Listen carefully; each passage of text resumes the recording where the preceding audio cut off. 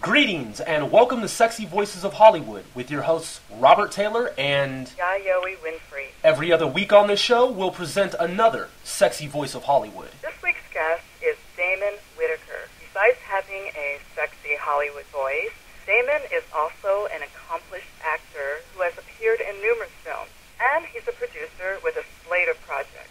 Welcome to the show, Damon. Thanks for having me. Nice to meet you, man. Nice to meet I hear you as your well. voice anyway. It's been a minute. Thank you. It's always good to talk. So, Damon, there are three of you Whitaker brothers and one sister who all act. What drew all of you to the bright lights of Hollywood? Well, my sister's the only one who does that. Me and my two brothers, we do. Now it's just down to two of us. My other brother, Ken, is in the IT world now. Our family has always been into art. Hollywood just happens to be a great vehicle to make a living at doing it. Right. We all always painted. We're always writers and actors, and my brother Ken was a music producer back in the day, and it was a natural flow for us. So you started pretty young. You Yeah. felt like you wanted to be in front of a camera. You know, I never thought about being in front of the camera. My main focus was my art, my painting, graphic design, and I would act with my brother, who was Forrest, who's 9 years older. And then some called Bird came along, and my brother asked me to go in because Mr. Eastwood wanted to meet with me. And I auditioned, I met with him, and I worked on the film, I got the part, and caught the bug after that. I couldn't stop. Your bio says that you play roles that are younger versions of characters your Academy Award-winning brother Forrest plays because you resemble him so much. In what films has that happened? It's only happened in two films. One was Bird, and that was back in '88. I played young Charlie Parker, but most people don't realize because we do resemble each other a lot. And the other was Ghost Dog with Jim Jarmusch, and that was done as a favor to my brother and Jim Jarmusch. I wasn't trying to do that stuff as an actor, constantly seeing my brother younger, but I understood Jim's position as a creator of being able to have his character younger and exactly, not exactly, but closely resemble one another. So I appreciated that and had a blast doing it. One of my favorite films to work on that. Nice. Nice. Well, you've acted in some pretty high-profile movies like Mr. Holland's Opus and, again, Jim Jarmusch, Ghost Dog, Way of the Samurai, right? Yeah. Clint Eastwood's the Bird that you just mentioned. So what was it like working with some of those directors? Those are some major names, and also some of the cast members that you worked with. What was that like? They were wonderful. Clint, he's more like a father figure when he's on the set. He doesn't have to say much. Everyone knows who's in charge. Because he's quick to let you go if you're not doing your job. Just make my day, or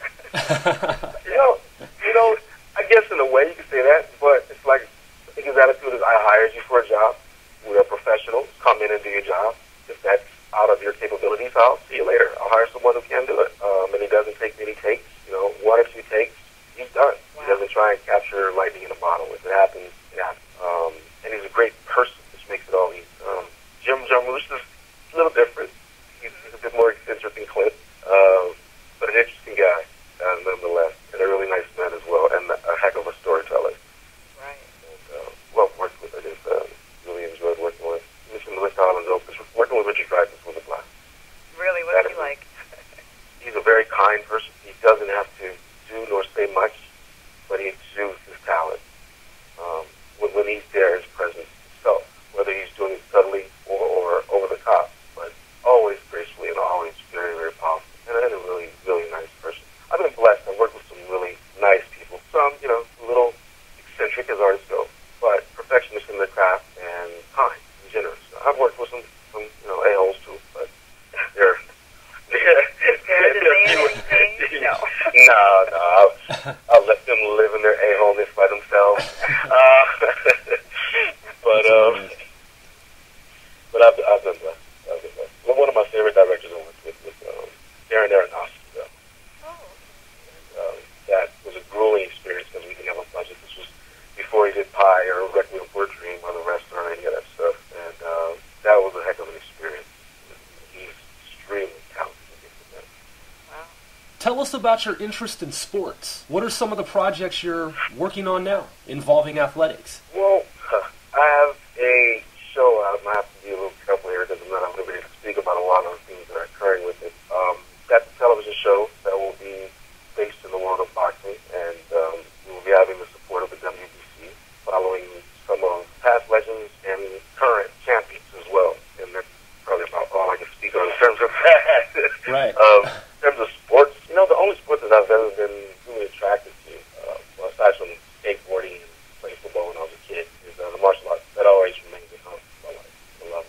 So you say that were you a skateboarder? Yeah, I'm a tried and true skateboarding Cali beach bum. Nice. Yeah, I used to be a skateboarder myself. So were you a street skater? Were you slalom? Were you a ramp skater? What was your... I was a street skater, man, and hit the strand at the beach and go towards tennis and stuff like that, man. Awesome. But I was really caught without my board. Definitely. Well, speaking of martial arts, I know you also have a strong interest in Eastern philosophy and also music. Can you talk a little bit about your studio spirit dance music? Well, you went back. You've known me for a little while. I'm no longer with Spirit Dance. That was some years ago. I branched out. I started my own record company. It's called Paradise, and I strictly focus on distribution. I'm no longer like A&R and babysitting artist. I'm just the person you come to when you want to put it out. I distribute through ADA, which is the Alternative Distribution Alliance, which is a division of Warner Brothers, and that's going pretty good. We're revamping and retooling the company right now, getting ready to branch off into some other areas. And my primary focus with the record company now is providing soundtracks and placement of music into film.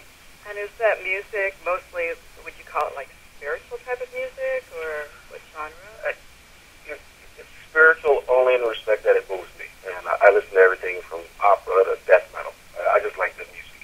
Spiritually, if I'm going to meditate or something like that, I'd probably put on some chants from wherever, whether they're from some monks in China or Tibet or, it all depends, or some well song, and that doesn't matter. I mean, I play those, that's when I'm relaxing in my downtime. And you asked me about Eastern philosophy.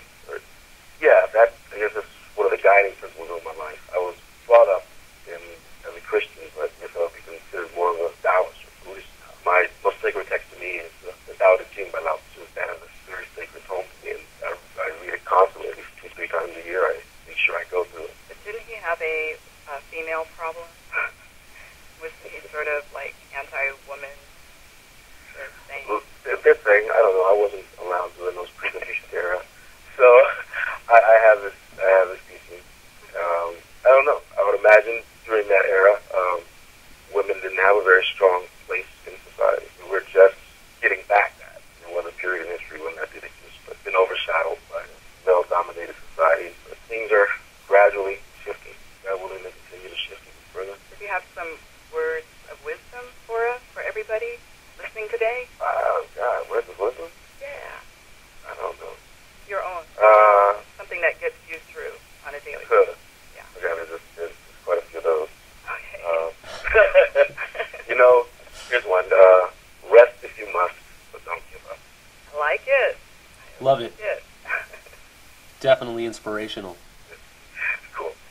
Well, it's been such a pleasure to have you on the show, and again, it was very nice meeting you. You sound like a very well-rounded individual. And is there anything that you want for our audience to check out in the way of forthcoming projects? Do we want to direct them to any particular activity of yours? Well, I have a couple of films I acted in coming out. One's called 513, and the other's called The Lazarus Papers. And I start shooting another film called Redemption in late February, early March. So you can keep an eye out for those. They'll probably all be dropping throughout the year in 2011. Nice. You sound very busy, and we look forward to those projects. I look forward. Thanks a lot, man. I appreciate it. Thank Nice you. to meet you. Nice to meet you again. Well, thank you, Damon, for being on the show. And by the way, you do have a sexy voice. All right, well, that's it, folks, and please join us next time for another Sexy Voice of Hollywood.